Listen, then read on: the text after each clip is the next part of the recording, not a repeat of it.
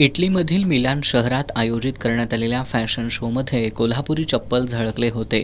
त्यामुळे हा कोल्हापुरी ब्रँड चोरल्याचा आरोप या कंपनीवर करण्यात आला होता. त्यानंतर महाराष्ट्र चेंबर ऑफ कॉमर्सच्या वतीनं कंपनीशी पत्रव्यवहार करण्यात आला. अखेर प्राडानं हा कोल्हापूर ब्रँड असल्याचं मान्य केलं होतं. त्याचवेळी कोल्हापूरला येऊन कारागिरांची भेट घेणार असल्याचं आश्वासनसुद्धा कंपनीनं दिलं होतं.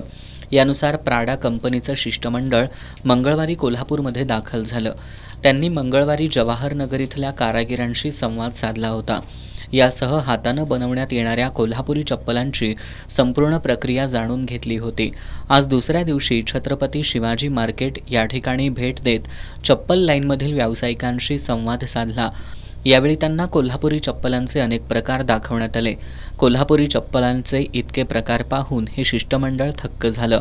हजारो कोटी उलाढाल असणाऱ्या या कंपनीशी सकारात्मक चर्चा झाली असून जगभर कोल्हापुरी चप्पल पोहोचेल असा विश्वास कोल्हापुरी चप्पलचे उत्पादक आणि माजी उपमहापौर भूपाल शेटे यांनी व्यक्त केला. आज त्यांनी कोल्हापूर शहरामध्ये प्रसिद्ध असणाऱ्या शिवाजी मार्केटला भेट दिली.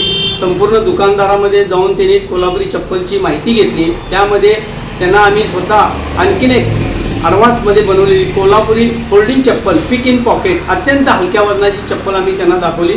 ते बघून देखील ते प्रभावित झाले. त्यानंतर आम्हाला आशा आहे प्राडाकडून, कारण प्राडाची वार्षिक उलाढाल 50 ते 60 हजार कोटी रुपये आहे. प्राडा हा इंटरनॅशनल ब्रँड आहे.